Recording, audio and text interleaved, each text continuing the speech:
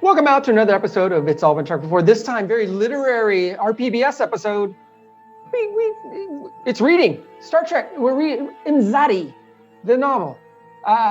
If you haven't read it, stop right now. Go read it. Spoiler alert, liked it a lot.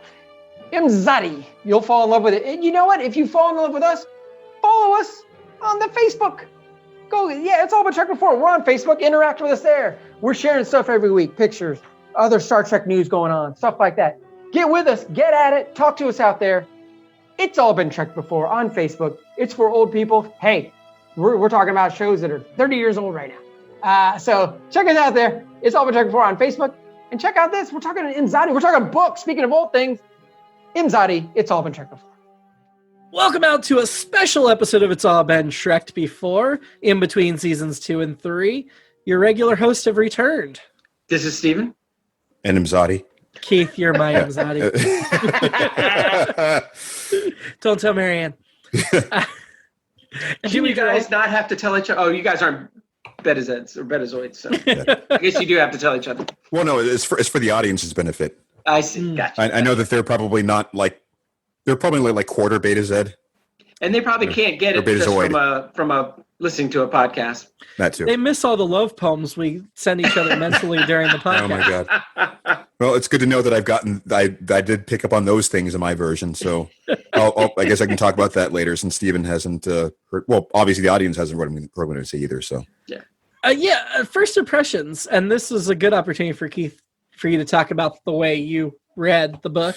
Well, I actually listened to the audiobook version instead, it was listed as being an adaptation, which meant that it was a little bit more like a screenplay in certain aspects. Mm-hmm. They actually had background music and sound effects, and it was all done by Jonathan Frakes. Oh, so he was doing the narrating and actually doing the voices of the characters as well. So, I thought you meant he did the sound effects and the music. just with a keyboard in front of him. And he did the sound effects to the music, and Will Wheaton read it. Oh man! No, that's pretty cool. They got Riker to read the story. That is. Yeah, I thought that worked out pretty well, actually, as it turned out, for a couple of reasons. One, because even though I'm working on I guess my 9th audiobook at the moment, mm-hmm. Actually doing it for the audience's benefit, if you don't understand what I'm saying.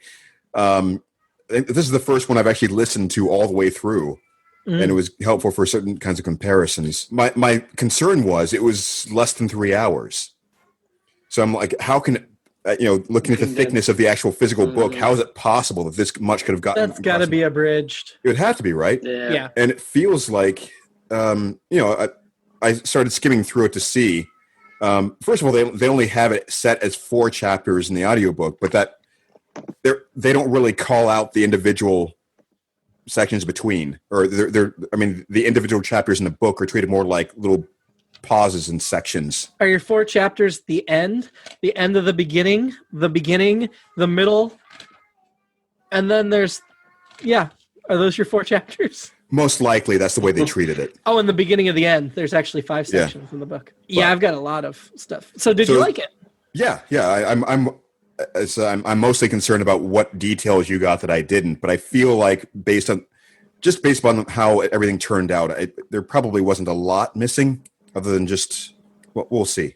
There's got to be a lot missing. There's got to be. It took me more than 3 hours to read it silently to myself. Yeah. Well, that's the thing about it. That's something I've learned from doing the audiobooks myself, which freaks me out. I can't concentrate to save my life, and it's one of the reasons why I needed to do this, to just have it poured into my head. I wouldn't have been able to read what he read in that amount of time, certainly, I don't think. Oh. And it's weird how that works out. Than an audiobook could read. Most people say that as well, and it's just, I don't know. I mean, every book that I've done has certainly been less than a day, but I couldn't have read it in a day. It's a paper copy, and I know that it is this thick, or however many 100 pages, and it still comes out to being, at the most, I think the longest one has been like 9 or 11 hours or so. If you were listening to it straight through, you could do it. But it's when people say to me, that like the new Harry Potter book, I read that in a day. I'm like, what? Yeah. How's it possible the to do? last one I read in about 8 hours. Man, Yeah. I can't do it. Just my mind just goes Oh. Anyway, Even have Physically you Possible. read many Star Trek novels, Keith? none. This is my No, first. so this is so- your first. Oh wow, this is my first TNG. I used to have probably 30 or 40 novels of TOS novels, and this was great. I put this up there with some of the best ones I read then, and and they ran the gamut from boring to fantastic, or just going to creating completely different worlds, which is the whole idea. And I started off, I felt like I was just kind of dipping my toe in the water, like, all right, I'm not sure I want to commit to this. And then all of a sudden I was like 100 pages later, I'm like, nope, I'm so into this, and I really enjoyed it. And I thought the setup, I thought the setup in the bio, it bottled it really good. It bookended it really well. And, it was, I wrote at the end, it's like that wrap up I thought was great because, it was just like, it's like, oh, they have to go back to what the universe is now, but we're not going to tell you what that is, which, the natural thing is it leaves it open for a sequel or whatever. But either way, I'd like just ending there and like, I don't know. And that literally leaves something to the imagination. There is a sequel, Imzadi 2, written years later. Yeah. It didn't come out right after. It was written quite a bit later. It's not nearly as good. Is it the same guy? Yeah, it's still Peter David. Okay. I've only read it once, I think, once or twice, so I can't, it's been a long, long time. But I remember loving Imzadi and not being at all impressed with Imzadi 2. Yeah. So it's a lot about Troy's romance with Worf. Oh, okay. Yes. Yeah. That's the reason why. We'll get to that in like season now 7 I of get Next it. Gen. Now I get it. Imzadi 2. That's what she called Worf. No, she did not. She did not call him that. Oh man. The Worf-Troy relationship is polarizing among fans. I think it's right up there with Joey and Rachel from Friends, but we'll get to that down the road. Oh, I can Wait, see that. I guess. Are we getting to Joey but- Rachel, or are we getting to Worf? Yes. Right. Probably both. I mean, it's a fair comparison, I suppose. But I was never on board for the Worf-Troy, but we'll see when we watch the show. Anyway, I own over 100 Star Trek novels. I read a ton of them as a kid, mostly original Next Gen because the DS9 and Voyager came out a lot less frequently, although I've read them as well, especially like the big crossovers between all the different series together, which they used to do every so often. This has always been one of my favorite Star Trek novels, just hands down. I think part of it was all the steamy jungle sex when I was a young, naive child. But part of it's really well written. It's got time travel done right, in my opinion. And Peter David is still my favorite Star Trek author. If I were to name my next 4 favorite Star Trek books, they were probably by Peter David as well. So just that Peter David period. I mean, I would love to do another Star Trek novel at some point as a bonus episode, but I could tell you if it's going to be suggested by me, it's probably going to be a Peter David novel.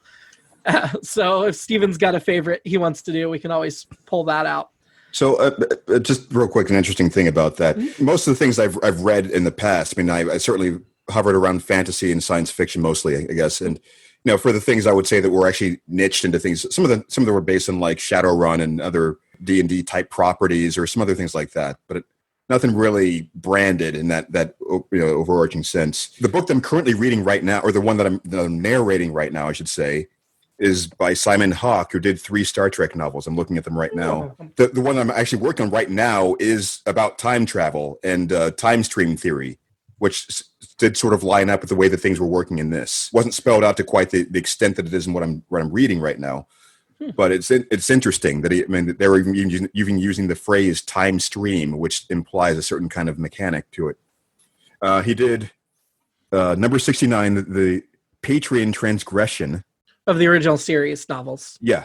And 2 TNG novels, Romulan Prize and Blaze of Glory. I think I've read both of those, but I Interesting. don't recall specifics on those. I don't think I've read the Patreon transgression. Huh, interesting.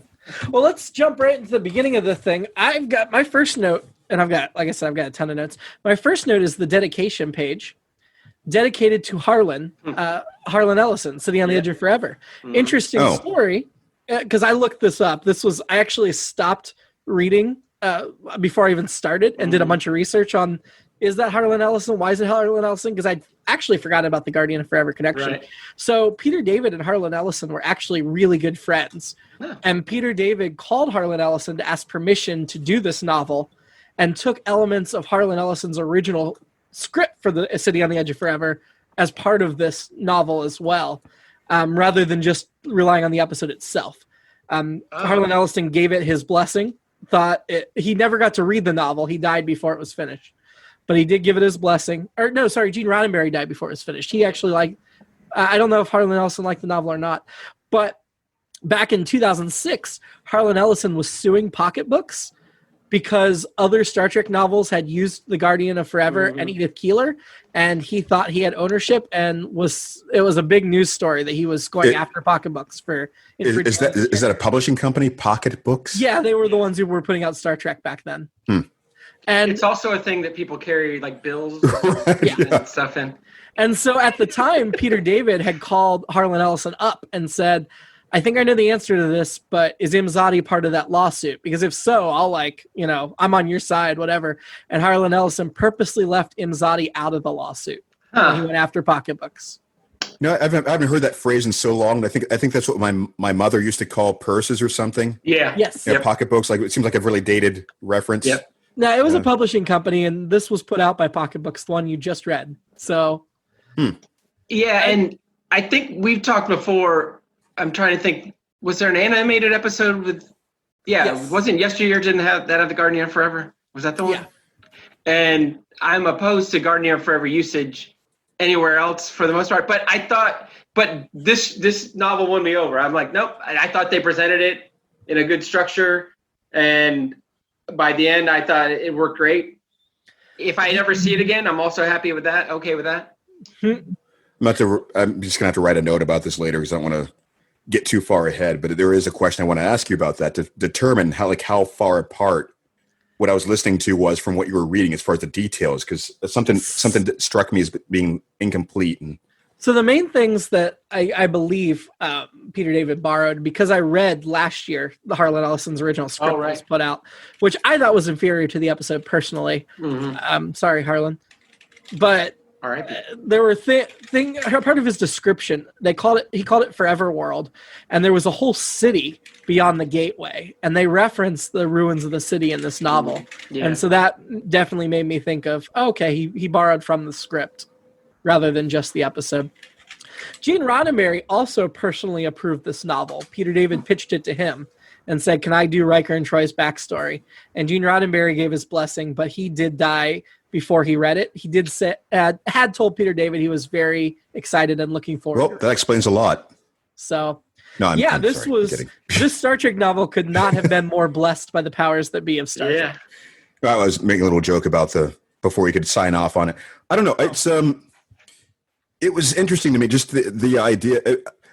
I knew absolutely nothing about it going in, except for the hint of me picking up finally that I was impressed with myself, I guess, a few episodes ago when we heard Troi actually use the word Imzadi. And Jimmy had mentioned that came up in season 1 as well, which I didn't catch at all because I wasn't familiar with what she would have been saying or why she would have been saying it. It came up in the pilot, Encounter at Farpoint, in a scene that is echoed in the novel. Which I love. I love the tie-ins. So coming into this, I had no idea what this was going to be about or why it would have been relevant to what we were watching or at all. And so to me, it just seemed like it was, okay, this seems like it's just going to be what? Is this like a romance novel? What's going on? Until we got to the second half of it. It definitely had that feel at times. Peter David always includes sex in his Star Trek novels, which is part of why they're so great. Seriously.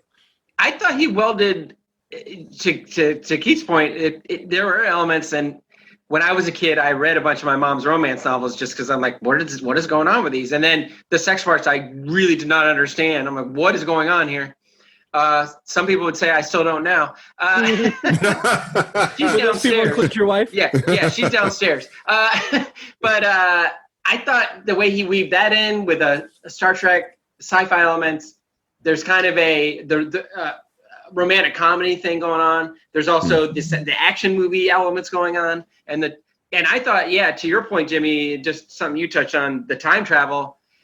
if we went back down and broke it down, no time travel thing makes perfect sense. But I thought, and I agree with you, that I thought he did as good a job as I've seen of covering all his spots and making it make sense. And I thought that the story was so engaging enough. You're like, even if this doesn't make sense, I don't care. I'm gonna you've given me my premise that this has to happen for this to happen, and then even when even that said, when it went a different way and got janky, his explanation wasn't, I'm going to give you exposition to explain this. It was, oh, okay, this is how the Guardian of Forever works and that kind of stuff. So. I was going to say that is the part that I'm going to want to know about later as far as the Guardian of Forever's involvement. But time stream theory, I keep coming back to that because that is what the thing I'm most entrenched in right now deals with. It makes a lot of sense. Mm-hmm. They don't cheap out on you. They don't like just do the hand wavy thing. They really have to explain how this got from here to here and how these things connect and how it gets resolved. And so, and yet at the same time had such deep, rich character development. Mm-hmm. So the book starts with the end, which I normally hate. I hate that television trope that you start at the end of the episode. Uh-huh. But in this case, it was more just the end wasn't the end of the story. It was just more a way to conceptualize the time stream thing. So I liked the inception aspects of it, of the story within the story, sort of. Mm-hmm. We're at the city on the edge of forever right away, which is a great hook to hook you right in. And we have to meet a new character, Mary Mack, the Orion. What a wonderful character. Yeah. I'm sad we barely get that much of her. Mm-hmm. Can you back up and explain something to me? I guess also for the benefit of the audience, I would imagine. The City on the Edge of Forever. I remember that, of course, being the title of one of the TOS episodes. But so that's an actual place that has to do with the Guardian? No, it's called Forever World. Which makes me feel like it's Westworld, but Forever World is the name of the planet. But was that also come up in the episode from before, or is it? I don't think so. I think that was just in Harlan's script. Yeah, I don't think it was in the episode itself. I think you're right. I liked getting to check in and find out that this world's been studied by the Federation all this time, and that Kirk and Edith have become a modern day legend. Like tying it in. Yeah. I loved that follow up. Okay, so it is directly related to the episode, though. Yeah. Whether or not they call it whatever, They mention right at the beginning that Kirk and Edith are a modern day legend to those that work on the planet, and that they've been there since Kirk's time studying this thing. Man, there can be little details where I'm like, did I hear it and didn't catch it, or is it just something that was in the book and not mentioned in the audio? Huh.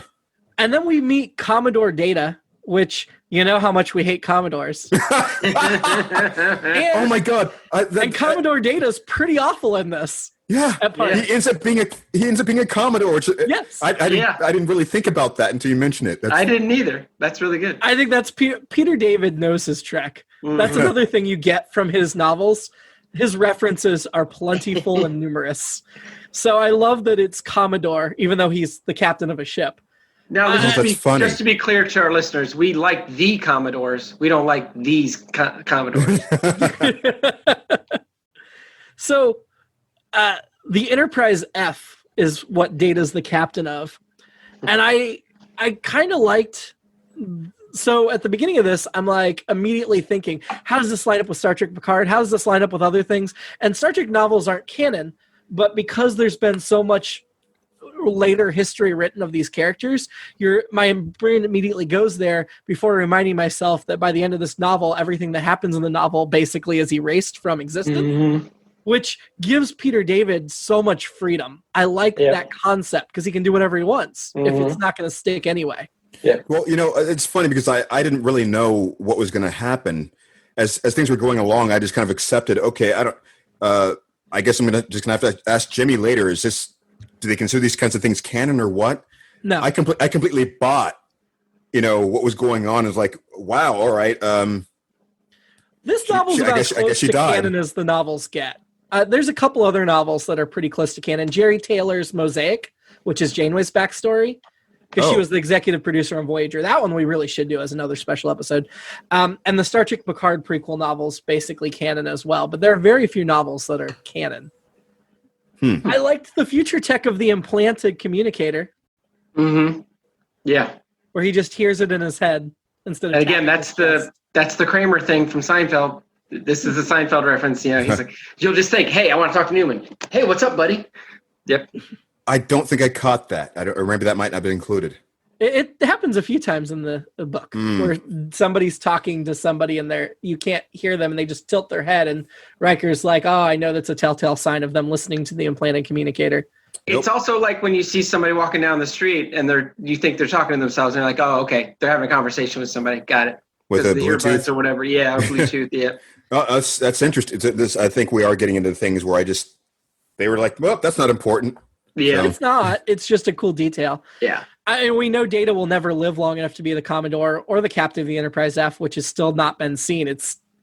They're not clear on Star Trek Picard in the novel when they mention the Enterprise, if it's still the Enterprise E, but I felt like it was pretty much implied that the Enterprise E is still around in the time. Wait, that sounds like it's worth mentioning then. So when was this written, or what had already happened? That's part of my chapter 2 notes, which was the next note I'm going to get to, because the next note I have is relate. So chapter 2, we meet Riker, old Admiral Riker, on a space station, and he's now been washed up. His career's dead end, so they ship him off to a space station. That made me look up when it's published, because Star Trek Deep Space Nine is about a commander, Cisco, whose career is washed up and he's sent to a dead end space station. And so I wondered what the relation was. This was published in 1992, and Deep Space Nine came out in 1993. So this was like 2 years before the end of Next Gen, right before DS9. And I know Roddenberry talked to David about this, so I wondered if Roddenberry stole the idea from David, because Roddenberry developed the concept for DS9, even though he didn't end up living to make it, or if David stole it from him, or if it was just a happy coincidence that both the novel and Deep Space Nine featured a washed-up officer. Or maybe they just agreed this is a good idea. It was like, hey, can I do this? I was like, sure. I mean, clearly we borrowed it for Universe Journey, where we sent Commander Kake to Eastern Station. Yeah. Well, that too. Yeah. But I imagine that you probably didn't get their permission to do that. You were just sort of like, hey, listen. No, I did not get anybody's permission. I actually did a seance and asked Gene Roddenberry, and he said, yes, Universe Journey's great. It's better than Next Gen. Just do whatever you want. I challenge you to disprove that happened. So the starbase is Starbase 86, which was a great Easter egg thing because, 86 means dead. So if you're going to be sent to a dead end station. Yeah. Wow. And I looked it up. Starbase 86 has been used in a couple novels for that very reason, I'm pretty sure. And that's when Loxana calls to Riker from her deathbed, which to me was just like, oh, that's awesome. Yes, of course Loxana's going to call to Riker because of everything that's going to happen. I love Loxana's portrayal in this novel, even though it's a different Loxana. Yeah. It's really cool. What do you mean by being a different Loxana? Because the Loxana we get in this is, we get two versions. We get the younger, more brash Loxana before she starts to really have sympathy for her daughter in the flashback stuff. And then we get the old Loxana who's been bent on anger and grief for decades. And she just hangs on to that last little bit to get that last stab into Riker before she dies. See, they did mention the scene where she grabbed his throat. Yes, I love the way they portrayed Loxana in this. I totally believe that old version of her and the young version. But yeah. Well, I mean, the way you said it implied that you don't think it's the same as she might be, or you don't think it connects with the televised Next Gen version. I mean, it seemed like it was. I think it connects, but I think she's a very different character after spending decades mourning her daughter.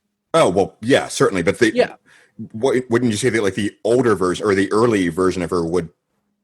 I thought that connected as well, but I think the early version of her was a little bit different than what she was in the Next Gen.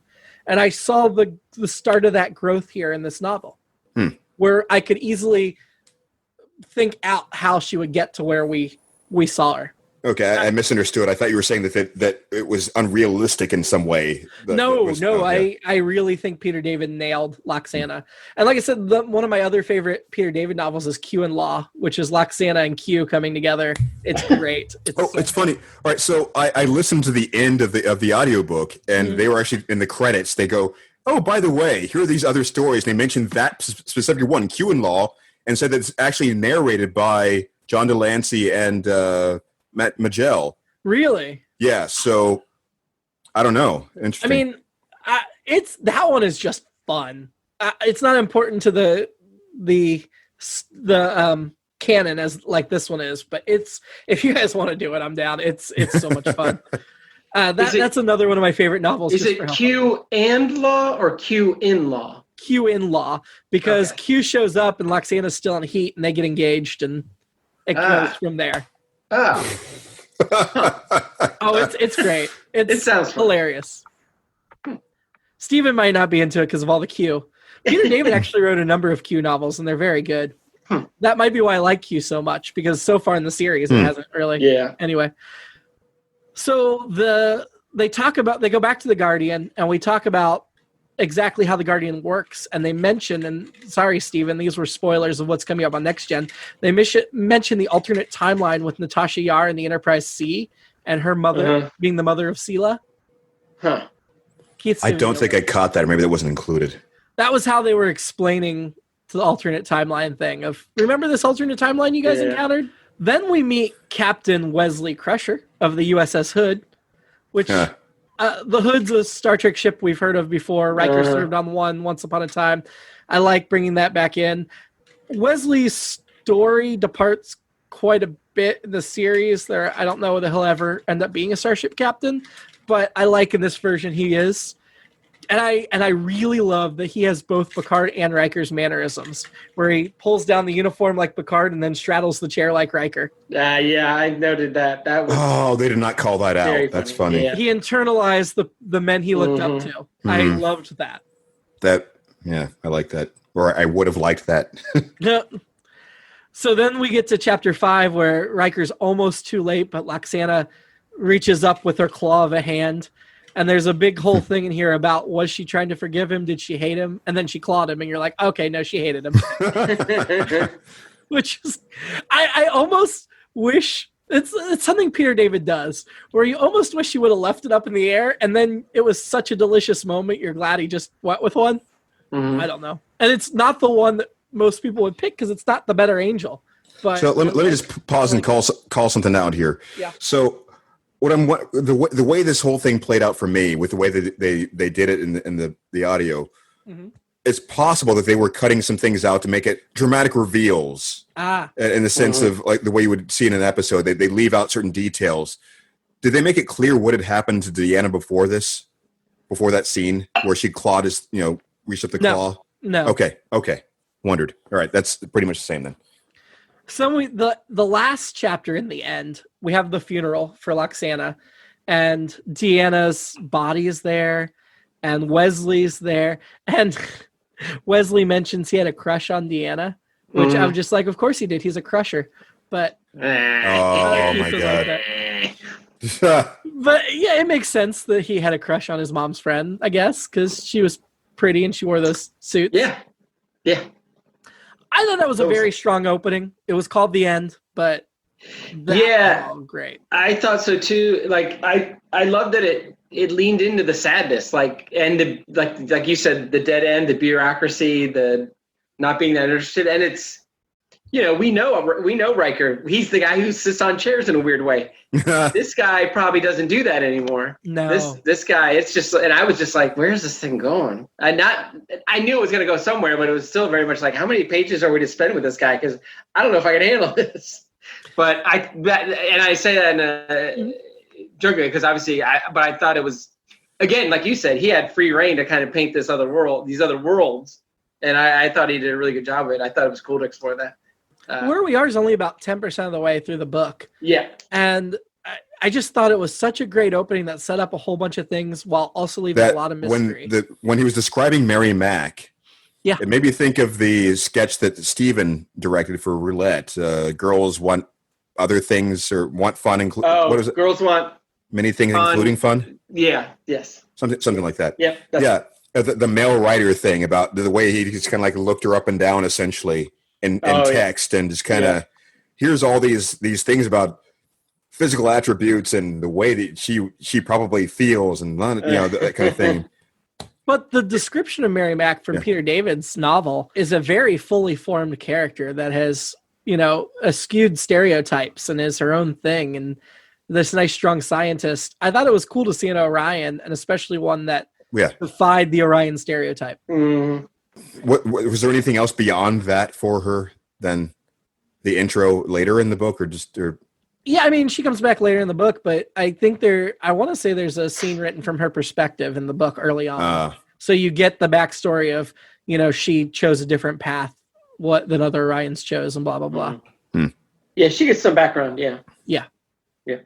So we go to the end of the beginning, which it feels like it's being told around the campfire story of Riker telling Wesley how Deanna died. It felt like, this belongs in Star Trek V. What I liked about this was only 4 chapters in an epilogue, but what I liked about it was they hinted a lot to the part of the story that takes place on Beta Z. There's a lot of callbacks before they've been told. That like his whole novel is really integrated within itself. So we get to we talk about the Creel right away, which are a race used in novels but never seen on screen. I'm guessing based on looking them up on Memory Beta, which is the non-canon Star Trek wiki that includes all the novels, that they were actually a race created by Peter David because he used them in his novels, but other authors have used this race as well. Okay. It's just never made it onto the television or films. That's what I was wondering. I loved the scene in the next chapter with Guinan where the problem is the weather, where she talks about how the weather's like not a conversation starter anymore, but she's going to bring like kind of back into it awkwardly and weirdly.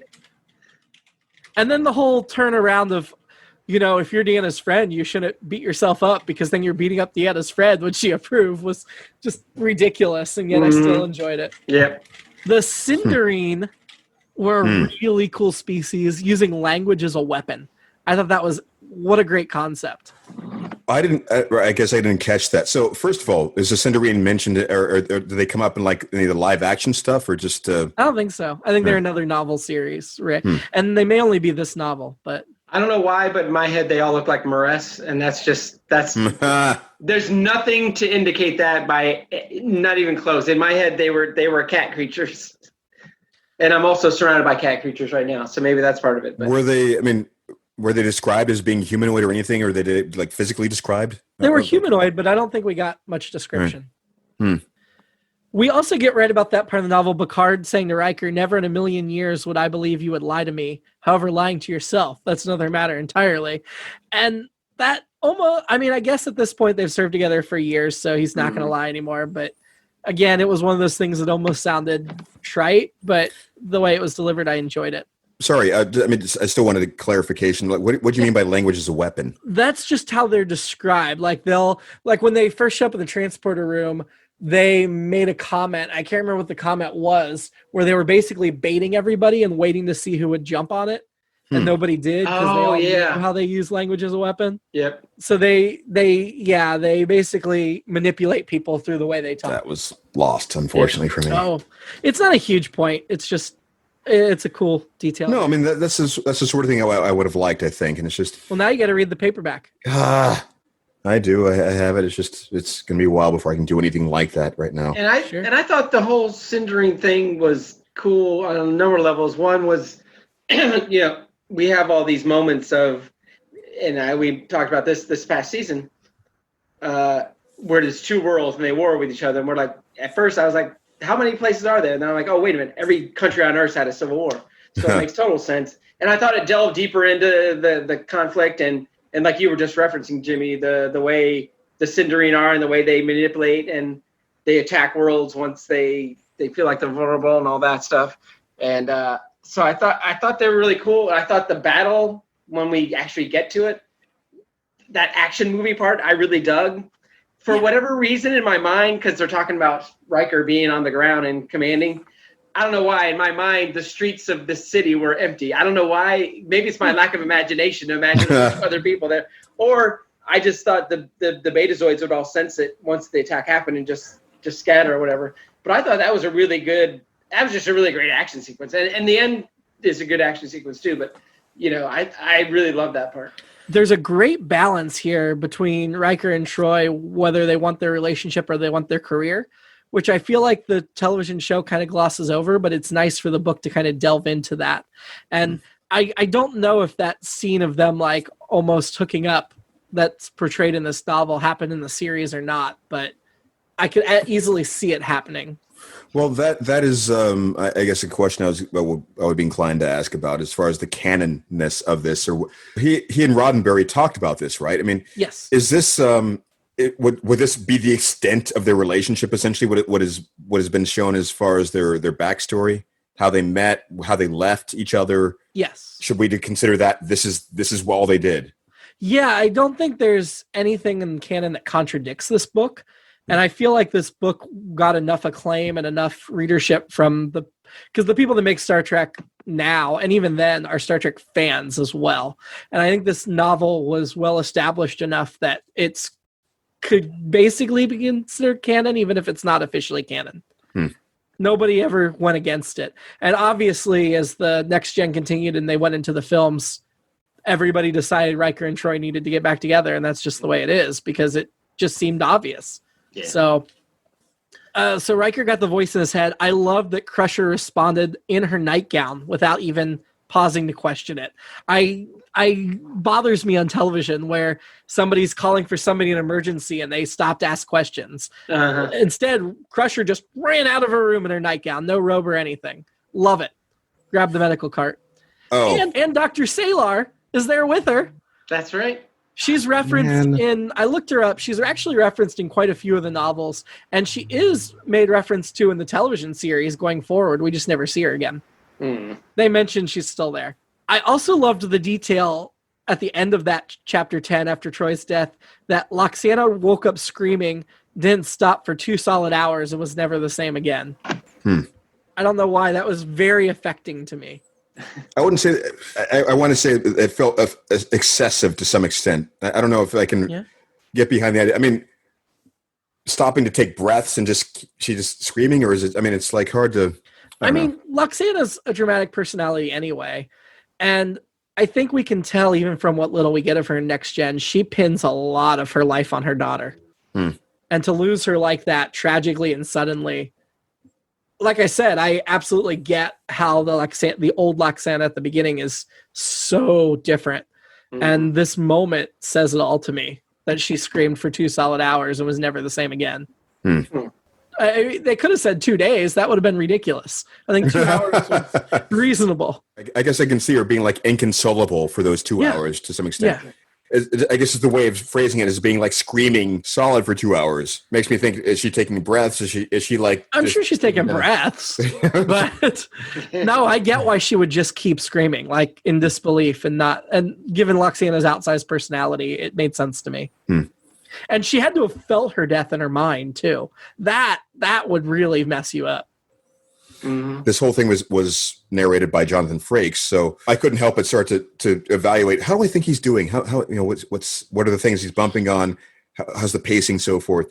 One thing I picked up on, which I kind of liked, was just when he first mentioned Admiral Riker, just the way he said it. You could tell there was that little pause and that little smirk.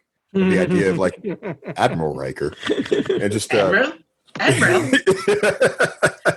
I'm sure Jonathan Frakes enjoyed calling Riker an admiral. But it was fun, just the idea of him voicing his own character, the young version and the older version. And seeing how he portrayed that. And I'll just get this out of the way before we can get the other things. So he's voicing all the different characters. His Deanna stuff was a little inconsistent sometimes, but at the same time, it was impressive when you can tell he's really getting down into it and really just doing like the impression of the accent and everything. Oh, you mean it was like, oh, Riker, what? Yeah, that's a tough thing. No, really, it's. He did Deanna pretty well by that point.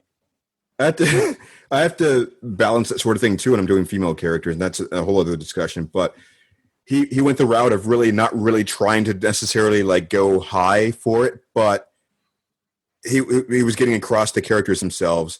Data and Picard, he was really good at. As you get further along the book, it was like he was doing like a spot on impression of them in certain places, and that was a lot of fun too. I want to hear this now. I really do. Mm-hmm. Like I said, I think it sounds so familiar. Maybe I have heard it at some point, but I want to hear it now. We end this section of the book with no cause of death revealed for Deanna, which was an interesting little mystery. And wait, what? Oh, you mean the section? Okay, sorry, the section. Yeah, I was like, what? I did think one of the few problems I had with this book is Wesley gets called away because there's a planetary disaster, but then he's like, "You want me to walk you back to Loxana's house first?" And Riker's like, "Yeah," and they walk back, and I'm like, "What?" I mean, it's no worse than what they've done in a million episodes, but I'm like, "It's a disaster. Be back now." What's he gonna do? What's he gonna be able to do? He might as well just take a couple minutes. Oh, come on. Come on, yeah. I liked the detail that they found the holy rings of Beta Z in a box in Loxana's closet. She has all these things in her house on display, but part of her title that she always mentions when she says who she is holder of the holy rings of Beta Z, and yet they're in a box in the back of the closet. I just thought that was cool. It shows you depths to her character. And then Mr. Holm had vanished, which I thought was cool too. They just never knew what happened to him. She's dead. So he's gone. When did he vanish? After her funeral. They got back from her funeral, which he did not attend. And he is vanished from the house and never to be seen again. So then we get to the beginning, which is the falling in love stuff. There's a party on the bridge. They called him Will the Thrill because he was a womanizer. I thought that was funny. And he had hooked up with Kathy Lee, his coworker, which is also funny because Kathy Lee. So we get to Beta Z, and there's a lot of Beta Z exposition, but we meet Wendy and Mark Roper, who I like as characters too. Mark Roper and then his daughter Wendy. Oh yeah, me too. Yeah.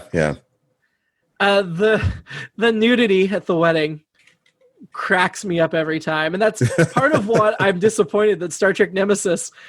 They have Riker and Troy's wedding at the beginning of Star Trek Nemesis, and the way they explain why they're not nude is, this is our Earth wedding, and then we're going to take a starship ride to our Beta Z wedding, and that's why Loxana's not in the scene either. But at the same time, it's like, yeah, Majel should have been there, and they should have all been naked. That's just how Nemesis should have started.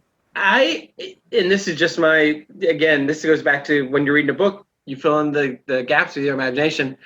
I almost thought the wedding was sexier than when they actually got down to business later. And I didn't get into detail imagining all the other guests. I was just thinking about Troi, obviously. But sure, yeah, weddings. I love weddings, and then you're going to tell me everyone's going to be naked and a lot of beautiful women on top of that. Yeah, that's pretty fascinating. So I thought that was really cool, and the Riker seeing Troi and it just cutting through the room, like he zeroes in on her. And that is even a wedding trope on a film, but real life too. Like, I'm just going to go to this thing. I'm not planning on meeting anyone. And I'm here with somebody else, but I'm not really with them. And there's this person I really like and that kind of stuff. So I really enjoyed that middle part. I say middle part. That's this section which turns into this little romantic comedy. It's not a big triangle because it doesn't last for very long, but definitely engaging and fun to read. I'm glad they didn't make it a triangle. I'm glad they just Wendy's got a little crush on Riker, but she's not obsessed. I agree, and that just made me like the Wendy character even more. It was. There's a joke at the wedding that I absolutely love, and honestly, anytime somebody mentions this book, the first thing that pops into my head is Traction, where they ask Riker why humans have so much body hair. Oh yeah, and he says Traction. Yeah, I don't know why that really stuck with me as a kid. I forgotten it, but I remember it now. Yeah, that's interesting. Because that just made me think even more. The Betazoids have zero hair. They really don't. And I like how the description of her accent is like, it sounds like 3 different European accents combined or something. Which is perfect. It's perfect. That's a perfect description. I like that Troi asked around about Riker because that's some great little she Googled him. She looked him up on Facebook. Mm-hmm. And then I like that the first thing she does, and this is kind of cruel and evil on her part, but I enjoy it so much. The first thing she does is toss him to her mother. Like, oh yeah, you can take me out on a date. You got to meet my mom first. Yeah. That's just cruel. And I thought that kind of smoothed out it. Again, it goes into the romantic comedy aspect of it because at first you're like, yeah, Riker's kind of being an uptight douchey dude kind of. But then when you counter that with her kind of going ahead and playing the game too, And then it gets to a place where, obviously we love these characters or whatever, and we love them together. But at first it's like, I don't know if I like either of these guys. But they're also younger versions of the people we know later. We have to have that balance of both of them messing with each other, or it doesn't work. Absolutely, it made it more fun. And I know I don't know if I asked for. So do we think they're like 5 or 6 years apart, or the same in age? Yeah, he's got to be a couple years older because she's in basically college, he's pretty. College. He hasn't been out of the academy for long. Right. He became a lieutenant pretty quick, and yeah, she's still a college, but it sounded like she was more of a grad student. So, yeah, that makes sense. Yeah, I think some of the romantic comedy aspects of it were bothering me a bit. I mean, it felt what year was this again? It was like 92. You said 92. Yeah. Just there were just certain trappings that were kind of bothering me about the way it was unfolding. I know there was something that Riker was doing that, from experience, I know that Colleen, Steven's wife, does not like. And there's the concept of what he was doing with they're implying that he somehow knew her better than she knew herself. As far as I know you like me. I know that you want to. You're just not admitting, that kind of thing. But I think there was also biting back from her side, which is why it worked. Otherwise, I agree with you. Yeah, I agree. And that's kind of what we talked about, was kind of like, because I felt like Riker at first, like, oh, I don't like this guy at all. And it's like, I don't know if I like her either. But then eventually, it comes together. And whether it's, biting back is maybe the perfect term, that it is kind of the trope of two people who hate each other. Well, they're going to end up together. Yeah. Usually doesn't make sense, but there's a little more going on here. But at first it's like, I don't know if I want these two to get together. Right. Well, it's anybody. It's like the not taking no for an answer kind of aspect of it. Yeah. Oh, that for sure. That kind of. Yes, that got a little uncomfortable. But so to me, and I could be wrong here, but I felt like she was encouraging him, because remember, like, she blew him off, and then he heard in his head, "Go after me." And he wasn't sure if that was her or not. But Jimmy, even on Metazoid, no means no. Right, but then Troi says no and then beams into his head yes. Yeah. So to me, I'm like, no, I think he would have just given up at that point. But she was encouraging it because she wanted to play that game. Are you saying yes to what we were talking about earlier, or is this something else you're saying yes to? She was talking to somebody else entirely at the time. She was saying yes. It was like her mother was like, "What is it? Would you like this for dinner?" She's like, "Yes." Like, what I was gonna say. And I do mean sincerely encouraging it, not the way that like some guys would claim a woman's encouraging it by dressing sexy. Right? I know. Yes. I mean, like actual, literally encouraging. Yeah. Well, I mean, she was naked. Well, oh, God. I liked the detail that Loxana suggested putting her hair up in the bun and wearing the dress, which was very echoey of how she dressed in Encounter at Farpoint, which now that I've gotten through the book, I'm like, that, if you can consider the book canon, if this is true backstory, Encounter at Farpoint was on purpose just to mess with him. Like, oh, I know I'm going to run into you. So wait, did she know before he got there? On Encounter at Farpoint, yeah, she knew. He didn't. He was surprised she was okay. not. Yeah. That's funny. That is very funny, actually. But then they go on the picnic and they mention the love at first sight, which I think is a big part of it. But she actually believes in it, and he clearly does. The psychics and the whole psych experiment and hanging from the tree and all of that, I thought was really good way that wasn't so just cliche of how they were connecting. I like that they mentioned Wyatt, the man she's betrothed to, that we meet late in a Next Gen episode in season 1. Oh, yeah. I like Riker not liking story problems. I liked the middle of the night naked cuddling thing. Like, we don't want it to be just a sex act. It's, it's going to be something more. But I really like, and this is skipping ahead a little bit, I really like later when Riker meets her professor, and he's like, yeah, the naked cuddling. And he's like, what? I don't know what that is. So, it's just Troi, like, deciding it's a way to test him. Well, and that just makes it even more of a high school movie where it's like, we're going to do this, but we're not going to do anything more than this. Yeah. Wait, I'm supposed to do what now? Yeah. I think it's partially just her messing with him some more. I agree with that, too. And I think that is funny. But also, I think she wanted to naked cuddle with him. And she found a way to do it without encouraging him too much. Well, no, I mean, He found a loophole. I liked the way that played out in the sense of it almost also worked as sort of like an evaluation for him, or rather something to force him to dig deeper. And I think there was almost like some legitimate therapeutic value to what she was doing, and also some legitimate like relationship evaluation to what she was doing as well. This was the part that I'm not sure is so canon. Riker's very focused on beating Kirk's record of youngest captain. I feel like now we've learned in canon that other people may have already beaten that record, but I don't know. By Maybe that they point, had it when Riker was that young. I don't know. That's not part of my canon. Well, he doesn't end up beating Kirk, so it's fine. No, nobody beats Kirk. That's not my canon. Wait, has that happened yet? I mean, I'm pretty sure we now have seen in Star Trek a character that became a captain younger than Kirk. Wasn't it in the conspiracy episode?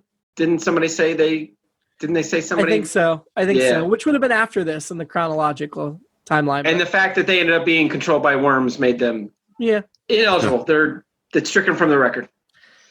I like the detail that Mr. Troi, could sleep through Loxana's thought casting, and so can Mr. Holm. Like, do they really sleep through it, or are they just good at pretending? That's a good question. There's my note about Riker asks Gart Zers about the nude therapy. And he's like, wouldn't that lead to sex? And Gart's like, yeah, I would think so. So then we get to the hostage situation in the museum, and Troi trying to escape. And I think that's where we get to see just how strong and brave Troi is too, where we really see. I mean, we've gotten to see her intelligence, but then we also get to see her being brave. I liked that detail about. Of course, I don't know if I'm skipping ahead too far, but just in the jungle with. Did they name the guy that had her? This is after the crash. Yeah. Mm-hmm. I don't remember what his name was, but yes, they named him. Just the idea of him being infuriated by how calm she was. I thought that was funny. Mm-hmm. Yeah. And then her actually, he was going to kill her because he was just so frustrated with her calmness. Yeah. I liked when they finally hooked up where she was like, shut up and kiss me, Riker. Because that's what you want to hear. I thought once we get to and this is another picture, or trope's not right. Another movie aspect that I didn't mention earlier. It becomes a road picture. It happened one night, or not too for the road. Happened one night. Sure thing. Whatever. Name your road picture. When Harry Met Sally, for that matter. Where they're stuck together and they have to get through the jungle. And I thought, that's more like romancing the stone. Oh, there you go. That's the perfect analogy, actually. Yeah, and it's like in the sex scene is chased, but you don't. If you want to, and this is where I'll plug another show on this network, Dirty Story Night. If you want to get explicit stuff, go check out Dirty Story Night. You get all kinds of stuff. Here is just, you know what? He gives us enough, and it's like, I mean, I can assure you, I was filling in. I took it from there. I got this. I always remember it being much dirtier than it is. That's an interesting. Well, they were in the jungle. They were on the jungle floor. So I did kind of want to ask about that. I remember you mentioning that at the beginning about there being like sex involved, and just I'm not sure how many details they left out, but it didn't seem that explicit necessarily. It's not like romance level. It's not. In my brain it was, but on paper it is not. So exactly. Yeah, I'm right there with you. And I wrote down the quote, other women may have had your body, but I'm the first who's ever touched your soul, was when Troi called him Imzadi and explained what that meant. And that's a moving moment, I think. Mm-hmm. The poem he wrote her, that's cute and seems very out of character, but also like, yeah, good for you, Riker. Well, it seemed just that perfectly. It seemed just out of character enough to be appropriate for what was happening there. Yes. Mm-hmm. Yes. Something that might embarrass him a little bit, but especially for being that young, he might like try something at the end of 10 Things I Hate About You when Julia Stiles reads that poem. It's like that character. I'll tell you this right now. I cry every time. And then here's a I say detail that with no shame. and here's a detail that helps us fill in the sex. It was supposed to take them 3 days to get out of the jungle. It took them 5. Can you imagine how much sex you're having that delays you 2 full days? Yeah, I did the math on that too. I kept thinking though the hours become days, the days become weeks. Well, there's a startup and cool off period Exactly. for each of those things that kind of. Oh, really... I thought you were just gonna say it's the start of a relationship, but it's definitely that thing of it's a start of a relationship. It's like, and for Riker especially, probably it's like, when am I ever gonna get to do this again? I'm gonna take advantage. So, but by the 5th day, they probably both smelled really bad. Yeah, there's. I would say by the first, honestly, but maybe there were some rivers they could rinse off in. Yeah. It's nice. I think we started to see more grown-up Riker when he lost the bet about sleeping with her to Mark Roper. Mm-hmm. I don't think Riker at the beginning of this section would have denied sleeping with her. Yep. But that's when you know it's love and not just lust. Mm-hmm. Then we get Loxana, who succeeds in breaking them up, but there's no triumph in her eyes. And I think that's such an interesting character moment, too, where she does feel bad about trying to get in between them and break them up. Mm-hmm. She wants her daughter to be happy. Wendy, I think it's very funny that Wendy, when she comes to talk to Riker and they hook up, Wendy talks about, I'm not living my life out here. Like so many young people that are like, I'm not going to stay here. But we know from the funeral, she does end up staying there and living her life out there and marrying a Beta Z. And again, that's a classic romantic comedy trope right there is, well, whatever, we're broken up. They were on a break. They were on a break. I wrote the exact same thing. They were on a break. Also, what I just said about Wendy, though, like she talks about being cooped up on a planet or stuck on a planet, and somebody else talks about being cooped up on a starship. I guess the grass is just always greener wherever. Apparently. Right? Apparently. It's interesting they have either way, starship or planet, they're describing it the same way. Yep. Stuck and sheltered. Then they were on a break, absolutely. Loxana and her mom, getting that backstory was telling. Like, you may think I'm bad, but my mom was so much worse. Oh, yeah. And I like seeing Loxana soften. Like, she married a human. She did go against her mom's wishes. She does understand. And that's such an important part of the mother-daughter relationship. I'm glad we got that. I like Loxana talking to Deanna when she's talking about going to Starfleet, and then she insists on cooking her own food. And Loxana's just like, Starfleet cooking? I don't know what the world is coming to. I could just hear Magell in my head. And then the painting and the goodbye scene, that was really sweet. Mm-hmm. My alternate book was, he just stayed and they got married and, stayed on Beta Z or Beta Z. Yeah. Mine was similar. Mine, I just wrote mirror, mirror. I just want to see what's in one of these alternate universe timelines or whatever. I don't think we ever see the next gen in Mirror Universe. Obviously, we see DS9 on it a lot. Yeah. So then we jump. This was about 70% of the way through the book. I wrote down percentages a couple places just because I was curious.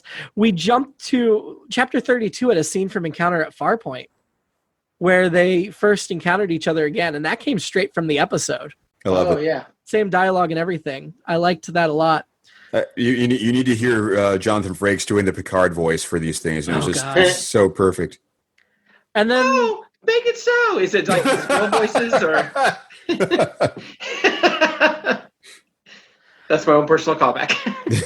And then the end of that section is Riker wakes up in the middle of the night and old Riker's standing over him. And he recognizes him immediately. I don't think I would recognize 80-year-old Jim if he showed up in my bedroom. I don't know if I would either. All right. I guess I would allow for the idea of being in a sci-fi world and having certain kinds of things happen like this where you think, what are the possible explanations for this person being here? And I don't know. In our lives right now, I don't think that we would jump to that conclusion necessarily. We might think a long-lost relative. We might think just a burglar who happens to look sort of like. You'd probably be too shocked to even get to the point where you evaluate their face and go, who's this person look like? This just makes me sound like it would go, is that what I really sound like? Yeah. Really? Yeah. I don't think so. Well, you hear you from inside. This is how you sound to everybody else. Yeah. Really? Oh, this explains a lot. They leave us there on the cliffhanger again, which I appreciated. And we get to the middle of the book where it's called The Middle, where Riker again doesn't say goodbye to Wendy like he didn't before. But Data, I wondered why Data brought Blair down to beam up with Riker. Like they beam down, they see Riker, they immediately beam back up. It made me think they probably just included Blair in that scene to remind us, like, hey, here's this guy that we're going to need in the last bit of the story. Yeah. Yep. I want to know how Riker suspected that there was time travel involved with the poisoning of Deanna, though. That seemed like such a leap. I didn't get that. Yeah, I thought maybe I missed something. It was kind of a stretch.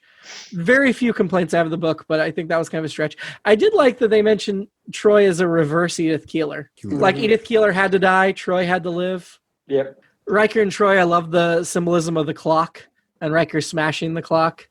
Oh, yeah. I also like to get back to the Forever Planet, and there is like a literal storm in time with the temporal waves and everything. That just makes it so visually stimulating, even though it's just a written word. I don't know. I like that a lot. I do want to know how old Admiral Riker managed to best an Orion woman in combat. Because he was doing it for love, as we know from the end of Spider-Man and Spider-Man 2 and many other superhero movies. Extra adrenaline. Yeah, as soon as you mess with somebody, you mentioned you can kill their uncle, you can kill their parents. You mess with their girlfriend, then they get super strength, they're going to kill you. When did he have to fight her? To gain access to the Guardian. Aha. I'm pretty sure that wasn't in there. As far as I was remembering, the Guardian Forever wasn't even really mentioned until he was already back in time. Oh, really? And he was talking about like how he got there, essentially. No, it's the beginning of the book, and it's part of this scene. He was just in Riker's room and mentioned later that the Guardian Forever brought him there, but there was certainly there was nothing to indicate that he got access to the Guardian. They ask the Guardian for the history of the Enterprise, and it begins with the invention of fire. To me, I'm like, if it's that detailed, why is Troy's death part of it? Like, that doesn't seem important enough. I don't know. They mention Kirk's biography is called Risk is Our Business. I have the autobiography of James Kirk, and it does not say Risk is Our Business on it. But I feel like this was a missed opportunity. It should have been called Risk is Our Business. You might have a later printing where they took that off. Oh, or an earlier printing, since I have it hundreds of years before it was That's true. That's very true. I really enjoyed Barclay in this book. We meet him right away. Reg? Yeah, in chapter 37, when old Riker goes back in time, he arrives in the holodeck, and Barclay is in the program with scantily clad Troi, which is from an episode. But it's like it mentions in the book he's doing it again. They thought, right, yeah. Steven, do you know who Barclay is? I don't know him. I just know him, from the book. So I don't remember how many episodes of Next Gen he's in, but he's in a bunch, and he's also in some of the Next Gen films, and he's in a number of episodes of Voyager. So we're going to get lots of Barclay. I may recognize him when I see him, but I don't know him, from that. I love Barclay. He's a great character, and I love they use him for comic relief in this book. I think it's perfect. Yeah. I did notice Riker locks his quarters at night when he sleeps. First example. Finally, somebody. Being locked. Yep. The Cameloid, Star Trek 6, I wrote that down because it's described as a big furry beast, just like that woman is in Star Trek 6.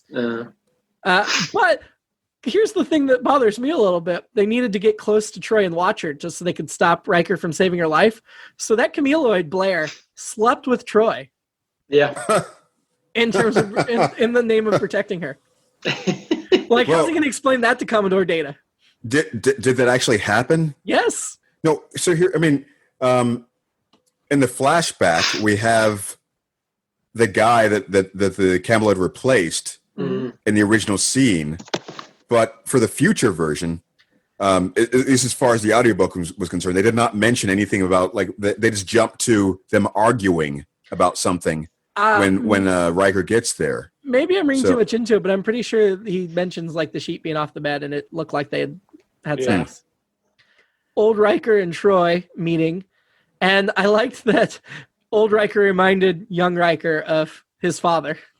That makes sense. I get why Riker couldn't warn them about Data, because the second old Riker brings up that, Data's the villain and he's coming, then I think that would make them start to question him. Like, wait, should we be rooting for Riker? Should we be rooting for Data? So I get why he doesn't mention it, but it's also, like, very problematic when it's Data replaces himself.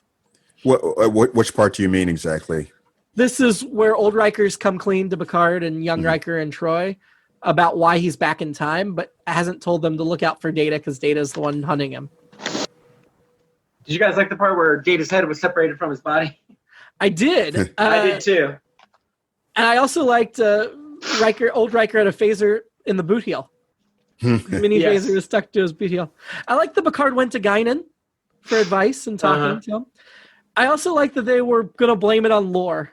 Both. Everybody was just going to blame it on lore. And everyone believed that. Like, yep, that makes sense. I do wonder why when old Riker found Data's head, he didn't reattach it to my body. He was in a hurry. Yeah, that wouldn't take very long. Here, Data, put this on while we run. About the lore thing, I really liked the line where he was saying the lore explanation actually makes more sense than the truth. So yeah, I enjoyed very much Data using a contraction, the self-sabotage. Like they talk about after they go back to the future, at the end, that did Data really want to be stopped this whole time? We end with a kiss before old Riker disappears and everybody goes away, of course. And the beginning of the end, I so much enjoy. It was so simple that the Guardian, they just never asked the Guardian. Yeah, I love that. And then the last note I have is in the back of the book, there was an ad for the Captain Calhoun action figure, which I own from the Peter David Star Trek New Frontier books. That's awesome. Yeah, near the end, I think Data says, I feel like Brutus, and Riker says Brutus was an honorable man. But my reading of Julius Caesar, and I memorized the Mark Antony speech in high school for an acting class. Brutus was not, he keeps saying they're all honorable men, but what Mark Antony's saying is they're not. They all killed Caesar. He's saying they're not honorable men. True. So I thought that was a weird line to me. And maybe that's what he was trying to say. It's amazing to me how evocative, and obviously tied in with this script, it's more evocative, or just tied into Star Trek is more evocative. Let's get the hell out of here is just so evocative to me. It means so much to me and takes me to a place. It just makes me sad immediately. And they mentioned earlier, and then at the end when Data's like, let's get the hell out of here. It's like, it just still hits me. And that shows how great an episode City on the Edge of Forever is. What a great device the Guardian of Forever is, which is why you should not overuse it. But it still packs a punch, and so you should overuse it, but this one was done with such care. I agree. Like I said, heading in, I'm like, because you'd mentioned it before, I'm like, I don't like anyone messing with the Guardian of Forever, and I don't want it to be an amusement park. But again, they established it. They made it make sense. And yeah, if I see it a couple more times, okay. If I see it a bunch more times, then I'll be like, nope. I mean, this book is almost City on the Edge of Forever too, with the love story and the death and everything. Yeah. Since you bring that up, I mean, I don't really remember how that was resolved, the idea of the existence of this Guardian and how they decided to interact with it, or maybe not mention it or something like that. My thought would be, why aren't there more things where they're trying to avoid having it become an amusement park of some sort, or actually having made it an amusement park? It seems like something that would happen in real life. I mean, if this thing existed, there would be like constant battles over, let's use this thing to do this. And they mentioned the planet having big defenses like shields and weapons, but you would think they'd need a couple starships guarding it at all times. Yeah. Jimmy, I think didn't we talk about this? Isn't there a TOS novel where the Klingons abuse it? I think they throw Kirk and those guys somewhere they don't want to be. Probably. And maybe I reminded me of that, but yeah, I know that happens in that one. So yeah, it seems like it should be like the United Nations, but it's obviously a lot more powerful. But yeah, I think that's. You also wonder how secretive it is, because Starfleet's keeping a tight lock. Maybe the Klingons and the Romulans and stuff in canon don't know about it. Maybe that should have been the Peace Planet in Star Trek V. God no. Can you imagine if Cybok got a hold of the Guardian Forever? We'd all be screwed. So let's rank the novel of all the Star Trek novels we've read for this podcast. Number 1. I think it's last. Yeah, I agree. I'm just going to put it in the middle. I was just kind of okay with it. So I agree. Honestly, did you think it was a great novel, an okay novel, or? I ended up loving it, and maybe it's just because I hadn't read one in a long time, but I really did. I just thought, like I said, I was reticent early on. I was very cautious, and then like I think you and Jimmy, you and I talked, like I think I read 200 pages one day in like 2 or 3 hours. And I was like, okay, this is awesome. And then I kept holding on to the last like 20 pages. Like at first it was like, I got plenty of time to get to it. And then it was like, you know what? I want to bide my time. I want to save that. Because it builds so greatly. Like I literally stopped on a commercial break and put it down. And then finally got back to it last night and this morning. I was like, yeah, and I really enjoyed it. So yeah, I thought it really, yeah, I thought for 342 pages and everything, it like I said, he's dealing with all these different genres. Again, it's hard to do that seamlessly, and I wouldn't say did it seamlessly, but pretty much. Like I like all the little movies, the different pieces. So yeah, I would watch this movie for sure. Oh yeah, I would love to. Keith? So I mean, for me, just first of all, talking about the audio version of it, there are a couple places where I would nitpick on, like, wait, well, he decided to do this voice in this way, or there's this, he changed from here to here, but but overall, I really enjoyed his performance of things, and just he didn't fall into the things that made me think, or the things that would make me disagree with the way that other people do certain kinds of audiobooks. I would say that wasn't falling into the kinds of traps of making it. They called it like a dramatic reading. He paced it well. I'll say that. And there were certain voices he was just spot on, so I enjoyed that. As far as the story itself, I was reasonably engaged in it. Even at the beginning, where I thought, oh, I guess this is just going to be like a romantic backstory thing, and I had no idea that it was going to do anything else after that. And once that made that turn, I was like, wow, I'm really on board with why didn't I see this coming? I love it. And some of that may or may not be due to the things that they cut to make that effect happen. It was a lot more like an extended episode or a movie or something to that effect. And I think some of the jumps were put there intentionally to hide some of the things that were going to be happening. So yeah, good. I just downloaded it so I can listen to it on vacation. Oh, okay. I'm very curious. Oh, cool. Very curious. So Wesley, scale of 1 to 10, how annoying was he? I liked him. He's captain. I thought he was cool. Yeah, I thought it was great. I give him a 1. Yeah. Anybody annoying? Yeah, I would give him a 1. Anybody annoying in the book? Loxana. Oh no! The No. The villain. Is that the bad guy? Oh, the alien villain. Yeah, that's my annoying person.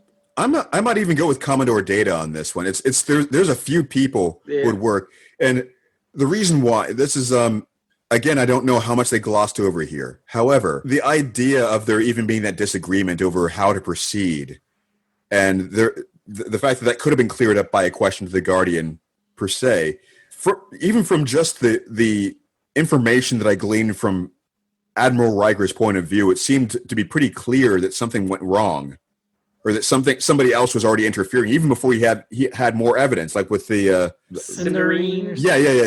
Cinderines. Also, my favorite Girl Scout cookie. So Data explained that poison does naturally occur in nature. So even though it hadn't been synthetically invented yet, it's possible she could have gotten it another way. I didn't see any of that debate. I didn't see any of that explanation. Oh yeah, that was in the book. Oh, okay. It seemed like it was just that jump to Riker doing this, and then people like having disagreed with him. The implication was, honestly, as young Riker was saying, that there must be people who disagree with you because you're here and you're avoiding someone. And it felt like old Riker was taking a total leap of faith. It made more sense to me why Data was blocking him. Okay, but the way it came across to me is it seemed a lot like Riker was very well justified in thinking that there was foul play. And why weren't they listening to these other pieces of evidence that he had, or even thoughts on it? So, no, not at all. Okay, folks. Well, I think we did quite a long episode on that book. Yeah. But it's a lot longer than an episode. So that's right. We'll have some more bonus episodes, I'm sure. I'm pretty sure this will be the first bonus we release between seasons. Cool. We'll get offline and discuss what those bonuses should be. But for now, live long and prosper. Don't have anything yet. Okay. I need to start thinking ahead. God, I just every time.